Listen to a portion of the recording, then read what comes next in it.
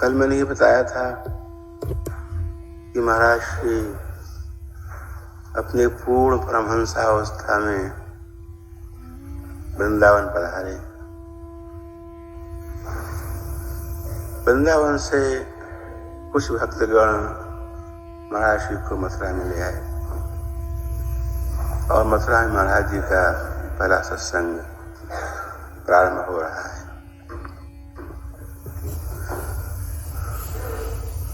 सायंकाल के पश्चात लगभग 8 बजे भक्त लोग आ रहे हैं, बैठते जा रहे हैं। महाराज जी आके पधारते हैं अपने सिंहासन पर और नाम संकीर्तन प्रारंभ करते हैं। ये 1940 की बात है। जन्माष्टमी के तीसरे दिन एकादशी को महाराज श्री मथुरा में आए थे। जैसा मैंने बतलाया कि महाराज जी ने ये सोचा कि अब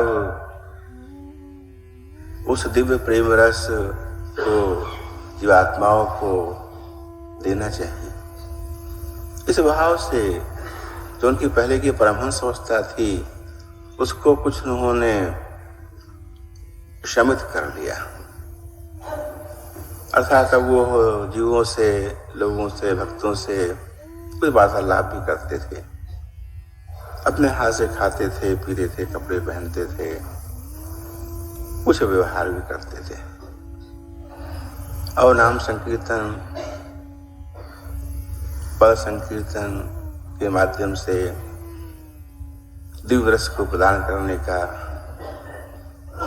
सत्संग के माध्यम से महाराज श्री ने मन में विचार किया। संकीर्तन प्रारंभ हुआ। साहब जानकी प्रसाद और पटनागर जी इलाहाबाद के और भक्तगण जो भगवान के प्रेमी लोग थे, इन्होंने कीर्तन बहुत बार सुना था। उनके जीवन का लक्ष्य ये था कि संतों की सेवा करना, भगवत लाभ प्राप्त करना। लेकिन जो महाराज जी के वाणी में रस था वो रस उन्होंने कभी जीवन में अनुभव नहीं किया। महाराज जी के प्रथम शब्द में ही भजो गिरधर गोविंद गोपाला जैसे महाराज ने प्रारंभ किया, उनको ऐसा लगा कि ये है कोई दिव्य वाणी अवतरित होकर के हम सबके हृदयों को प्रकाशित करने वाली है। कुछ देर सत्संग चला, 10 मिनट 15 मिनट महाराज ने कीर्तन कराया। अचानक महाराज जी की आंखें बंद हो गईं। महाराज जी भाव में आ गए। जो लोग वृंदावन से महाराज जी को मथुरा लाए थे, उन्होंने महाराज जी की एक झलक देखी थी, उस संक्षिप्त आवेश की। तो महाराज जी वहां बेहोश हो गए थे, तो उन्हें आश्चर्य नहीं हुआ। लेकिन उसके पश्चात महाराज जी उस भाव में कुछ देर रहे। फिर महाराज को थोड़ा सा होश आया, फिर नाम संकीर्तन कराया। फिर महाराज जी कुछ देर बेहोश रहे, कभी पूर्ण बेहोश, कभी अर्ध बेहोश। फिर नाम संकीर्तन कराया। इस प्रकार लगभग 12 बजे तक नाम संकीर्तन चला। जो लोग भी आए थे उसमें कुछ तो बिल्कुल ब्रांड न्यू लोग थे, नए लोग जिन्होंने कि भगवान नाम का रस पहली बार चखा महाराज के कीर्तन में। लेकिन प्रत्येक व्यक्ति को जो वहां पर था, जब रात्रि में 12 बजे अपने घर को गए और सब लोग, तो एक ही चर्चा का विषय था आज का महाराज जी का नाम संकीर्तन। उन्होंने अपने हृदय में कुछ अनुभव किया कि वास्तव में ये नाम संकीर्तन है, ये भगवान नाम है, ये रस है, इसको कि हमारी आत्मा तलाश कर रही थी। अब महाराज का प्रतिदिन का ये कार्यक्रम बन गया। रात्रि में लगभग 8 से रात के 12, साढ़े 12, 1 तक नाम संकीर्तन प्रतिदिन महाराज जी देने लगे। और दिन में भी कभी कभी प्रातःकाल नाश्ता करने के पश्चात या सायंकाल 4-5 बजे के आसपास भी महाराज जी कुछ देर कीर्तन किया करते थे। अब विचार कीजिए कि वही ब्रजधाम है जिस ब्रजधाम में आज से 5000 वर्ष पूर्व राधा रानी का प्राकट्य हुआ था, श्री कृष्ण का प्राकट्य हुआ था। उन राधा कृष्ण ने उसी ब्रज में सब लीलाएं की थी जिसको वेद व्यास जी ने लिपिबद्ध कर दिया था श्रीमद् भागवत के रूप में। वही ब्रज जिस ब्रज में राधा कृष्ण ने ब्रजरस प्रवाहित किया था, ये वही वृंदावन था जहां चैतन्य महाप्रभु जी गए थे नदिया से, वापस नदिया आ गए थे। उसी ब्रज में मथुरा में राधा रानी स्वयं उसी ब्रज का प्रदान कर रही है। आप लोग अनुमान कीजिए, वही ब्रज, वही ब्रजरस, वही निकुंज रस। ब्रजरस निकुंज रस ये है सूक्ष्म अंतर है। जिस लीला में समस्त ब्रजवासी सम्मिलित हो उसको ब्रजरस कहते हैं, जिस लीला में केवल गोपियां सम्मिलित हो उसे निकुंज रस कहते हैं। ये सामान्य परिभाषा है। तो उसी रस का प्रवाह राधा कृष्ण ने द्वापर युग के अंत में किया था। उसी रस का विस्तार चैतन्य महाप्रभु जी ने नदिया में सर्वत्र किया जहां जहां हो गए, और वही रस महाराज श्री सब जीवों को दे रहे थे। लेकिन राधा रानी स्वयं थे, श्री कृष्ण स्वयं थे। कभी कभी कुछ लोग भाव में आकर के सोचते हैं कि कृष्णावतार हुआ था, तो श्री कृष्ण साक्षात ब्रज में थे, राधा रानी साक्षात ब्रज में थी। अगर हम भी वो समझ जाते तो राधा रानी के दर्शन कर लेते। लोग सोचते हैं कोई भोलेपन में। यहाँ जितने आप लोग बैठे हैं साधक वृंद, इनमें से बहुत लोग उस ब्रज के आसपास रहे होंगे उस समय। कुछ लोगों ने श्री कृष्ण को, राधिका जी को देखा भी होगा जो आप वहां से गए होंगे कभी, अथवा चैतन्य महाप्रभु जी के अवतार काल में जो भक्तगण यहाँ बैठे हैं, इनमें से अधिकांश थे उस समय जिन्होंने गौरांग महाप्रभु जी का सत्संग लाभ लिया। थोड़ा अधिक जो भी लिया हो, लेकिन सत्संग लाभ लिया। तो आपने श्री कृष्ण को, भगवान श्री कृष्ण को, राधा रानी को दर्शन किए थे। हाँ, महाप्रभु जी को देखा था, सत्संग लाभ लिया था। हाँ, तो क्यों नहीं पहचाना? क्योंकि वो जो दिव्य स्वरूप है वो दिव्य दृष्टि से दृष्टिगोचर होता है, प्राकृत से नहीं। हमें भावना बनानी पड़ती है। बुद्धि में जब तर्क होगा तब भावोद्रेक नहीं होगा। बुद्धि में जब श्रद्धा और दीनता होगी तभी भावोद्रेक होता है। उस भाव पूर्वक, उस भावात्मक आंखों से जब आप दिव्य स्वरूप को देखते हैं तो उस दिव्य स्वरूप में आपको भाव की झलक दिखाई पड़ती है। लेकिन दिव्यता का अनुभव तो भगवत प्राप्ति के पश्चात ही होता है। हम लोग ये गलती बार बार करते रहते हैं। देखिए, इस अवतार में कितनी कृपा है इसका अनुमान आप नहीं कर सकते, कितने भी आप बुद्धि लगाएं। पराकाष्ठा की कृपा है। मैं आपको सिर्फ एक छोटी सी बात बतलाता हूं। जब कृष्ण अवतार हुआ तो श्री कृष्ण चरित्र जो भागवत में वर्णित है उसका पारायण श्री कृष्ण के सुधाम गमन के 30 वर्ष पश्चात हुआ। श्रीदेव जी ने प्रथम बार श्रीमद् भागवत सप्ताह की। जब रामावतार हुआ था, भगवान राम का चरित्र वाल्मीकि जी ने लिपिबद्ध कर लिया था भगवान राम के जीवन काल में ही, लेकिन वो सब लीलाएं ऋषियों के बीच में थी, जीव तक नहीं पहुंची।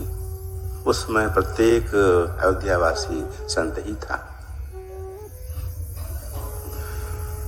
जब उन्हीं राधा रानी का अवतार हुआ गौरांग महाप्रभु जी के रूप में, वो अवतार जीवों के बीच में हुआ था, जैसे अब हुआ है जीवों के बीच में। लेकिन चैतन्य महाप्रभु जी का जो स्वरूप हम जानते हैं आज, वो हम क्यों जानते हैं, किस प्रकार जानते हैं? उनके जीवन चरित्र को पढ़ करके। कहाँ लिखा है? चैतन्य चरितावली। किसने लिखा है? कृष्णदास कविराज। कब लिखा है? चैतन्य महाप्रभु जी के जाने के पश्चात। उनके जीवन काल में यह ग्रंथ प्रकाशित नहीं हुआ था। महाप्रभु जी के सुधाम गमन के पश्चात चैतन्य चरितामृत लिखा गया। और फिर जब भक्तों ने पढ़ा, अरे महाप्रभु जी का अवतार हुआ था, हुआ है नहीं, हुआ था, अरे हमने लाभ नहीं लिया। अगर हम जानते तो लाभ ले सकते थे। कितने ही भक्तों ने ये सोचा, क्योंकि साधक भक्तों में दोष तो रहते ही हैं, काम, क्रोध, लोभ, मोह, अहंकार, मद, मात्सर्य, ये सभी दोष रहते हैं, लेकिन वो दैन्य भाव से छिपे रहते हैं, प्रकट कम होते हैं, प्रकट होते रहते हैं। तो दोष तो रहते ही हैं। जो जीव का सबसे बड़ा दोष है लापरवाही, कृपा का पूर्ण उपयोग नहीं करना। उस लापरवाही से लोगों ने महाप्रभु जी का सत्संग लाभ लिया, लेकिन पूर्ण लाभ नहीं लिया।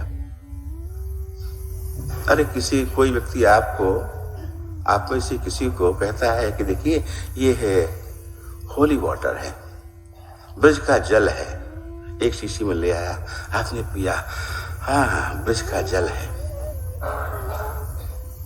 उसे बताया नहीं, ये सामान्य जल नहीं है, ये जल तो उस कुंड का है जहां राधा रानी स्वयं आकर के कभी कभी स्नान किया करती थी। और देखिए जल तो आप पी चुके हैं, लेकिन अब आपकी भावना बढ़ गई, अरे जो जल हमने पिया अभी अभी, वो राधा रानी जिस कुंड में स्नान कभी कभी करती थी, राधा कुंड, उसका जल है। आपकी भावना बढ़ गई। इसने आपको रज दी। ये रज हम लाए हैं कहीं से, शुद्ध रज है। आपने मस्तिष्क लगाया, उन्होंने कहा अरे ये रज सामान्य नहीं है, ये रज तो जब राधा रानी अपने महल से घर बन को जाती थी, उस रास्ते की रज है ये। उस रास्ते की रज है। अपने को लगाया अपनी आंखों से। सिद्धांतिक ज्ञान होने से श्रद्धा, प्रेम, अनुराग बढ़ जाता है। ज्ञान होने से ज्ञान कम है, श्रद्धा कम रहती है। ज्ञान बढ़ गया, श्रद्धा बढ़ जाती है। इसलिए ज्ञान परम आवश्यक है। तो जिन भक्तों ने सुना महाराज चैतन्य महाप्रभु जी चले गए राधा अवतार से, हम उस समय नहीं थे, नहीं तो हम लाभ लेते।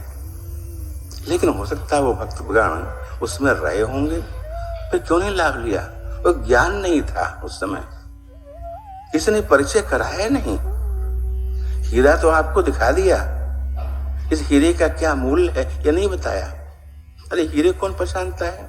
हीरे की छोटी सी एक हीरा का कण छोटा सा, वो 500 रुपए का भी हो सकता है और 5 करोड़ का भी हो सकता है, अगर वो बहुत ही स्पेशल है। उसका लस्टर, उसका कट, उसकी क्वालिटी, उसका ब्लूपन, नीलापन, बहुत सी क्वालिटीज होती हैं। हीरा तो वही आपने देखा, हाँ ठीक है। तो जो आपको ज्ञान कराया गया इतना मूल्यवान है, आपने उसको बहुत केयर पूर्वक, प्रेम पूर्वक उसका ग्रहण किया, सुरक्षा से उसको रखा। तो ये ज्ञान जीवों को चैतन्य चरितावली पढ़ने के पश्चात हुआ। उस समय सामान्य भक्तों को यह ज्ञान नहीं था कि गौरांग महाप्रभु जी राधा अवतार हैं। इसलिए हमने कहा कि आप उस कृपा का अनुमान नहीं कर सकते हैं। उन्हीं राधा अवतार महाराज श्री कृष्णा अवतार, महाराज श्री मैंने बताया कि दोनों का सम्मिलित अवतार है। उन्हीं की जीवनी, उनकी दिव्य जीवनी ये आपको सुनने को मिल रही है। कितनी बड़ी कृपा है। आप अनुमान करके सोचिए कि जो घटना कभी नहीं हुई 5000 वर्ष में, यद्यप कृष्णा अवतार राधा अवतार 2 बार हो चुका है, वो कृपा आज हो रही है। इसका हम लोग लाभ लें, इसका उपयोग करें, यही जीवन का साफल्य है। लापरवाही तो जीव में रहती ही है, लेकिन उस लापरवाही से इस अवसर को आप मत जाने दीजिए। इससे हमने बताया कि दिव्य दृष्टि से ही दिव्य स्वरूप का दर्शन होता है, लेकिन उसी दिव्य स्वरूप में जो हम दिव्य भावनाएं बनाते हैं, तो भावनात्मक दर्शन यही आपके भाव को और बढ़ाता है। महाराज जी अभी आएंगे आधे घंटे के अंदर। आप क्या देखेंगे अपनी आंख से, महाराज जी कैसा कपड़ा पहने हैं, हाँ ठीक है, लेकिन अगर आपकी भावना उस प्रकार की है, नहीं राधा रानी साक्षात हैं, श्री कृष्ण साक्षात हैं, इस भाव से यदि आप दर्शन करेंगे तो वही जो आपका प्रेम महाराज के प्रति है वो हो दुगुना चौगुना 10 गुना हो सकता है। जो लाभ आपको 10 दिन में हुआ है वो लाभ आपको 10 मिनट में भी हो सकता है, उतना अधिक मात्रा का लाभ। कितनी आपकी भावना है, कितनी आपकी श्रद्धा है, किस दृष्टि से आप महाराज जी को देख रहे हैं, तो आप सोचिए कितनी बड़ी असीम कृपा उनकी, जो कभी आज तक नहीं हुई वो अब हो रही है। इसलिए इसका पूर्ण लाभ लेना है, यही मेरे कहने का आशय है। तो वही ब्रज रस और निकुंज रस जो कृष्ण अवतार में प्रवाहित हुआ था, जिसका प्रभाव चैतन्य महाप्रभु जी ने किया, उसी को महाराज श्री अब उस समय ब्रज में, मथुरा में देने लगे थे। वही आज भी दे रहे हैं, उसमें कोई अंतर नहीं है। वो सत्संग कुछ दिनों तक चला, मथुरा के लोग बहुत प्रभावित हुए। एक दिन राय साहब ने कहा कि महाराज श्री आप आगरे भी चलिए, मेरे घर पधारिए। धनकी प्रसाद ने कहा, मैंने कहा ठीक है। तो 4-6 दिन पश्चात मथुरा से महाराज जी आगरे आ गए। फिर आगरे में महाराज जी ने कुछ दिन निवास किया, तो नहीं कह सकते कितने दिन, 2 हफ्ते, 4 हफ्ते, 6 हफ्ते, लेकिन कुछ दिन वहां निवास किया। सत्संग का वही क्रम, रात्रि में 8 से 12-1 बजे तक, प्रातः काल 7-8 बजे के आसपास, सायंकाल 4-5 बजे के आसपास। और महाराज जी अब जीवात्माओं के साथ, भक्तों के साथ कुछ वार्तालाप भी करते हैं, कुछ परामर्श भी देते हैं उनको।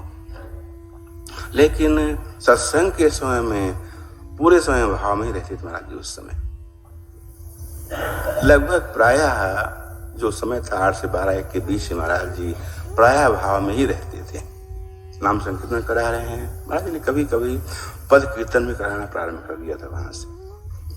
अवसर महाराज जी ने ढोलक पर कीर्तन कराना प्रारंभ किया था। पहले ढोलक भी सीखा नहीं, वो सबको जानते हुए बिना सीखी हुई। तो ढोलक पर हरे राम का कीर्तन बहुत प्रसिद्ध था।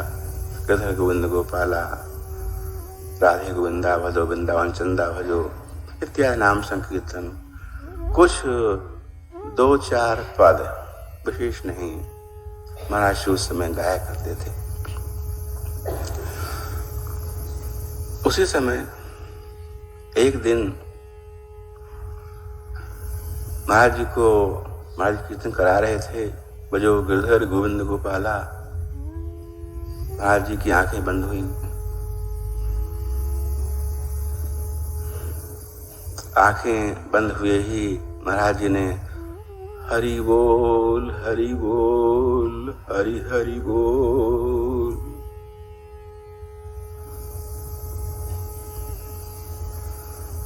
गुरु महाराज के खास अंतरंग भक्त थे 4-6। उन्होंने कहा कि मैंने ये कीर्तन महाराज जी के मुख से कभी नहीं सुना। बहुत गंभीरता पूर्वक महाराज जी को देख रहे थे। महाराज जी हरि बोल कहते हुए शनै शनै धीरे धीरे खड़े हुए और उसी भाव नृत्य करने लगे। हरि बोल हरि हरि बोल, मुकुंद माधव गोविंद बोल। सिर्फ 2 पंक्ति। यही नाम संकीर्तन चैतन्य महाप्रभु जी ने कराया था। महाप्रभु जी के कीर्तन की प्रसिद्धि हरि बोल से ही है। ये विशेष कीर्तन था चैतन्य महाप्रभु जी का, लेकिन महाप्रभु जी ने आवेश में ही कीर्तन कराया, भावावेश में ही, जागृत अवस्था में नहीं। इस बात को आप नोट कीजिए। ये हरि बोल नाम संकीर्तन किस क्लास का है, आपको संक्षिप्त परिचय हम देंगे आपकी श्रद्धा बढ़ाने के लिए।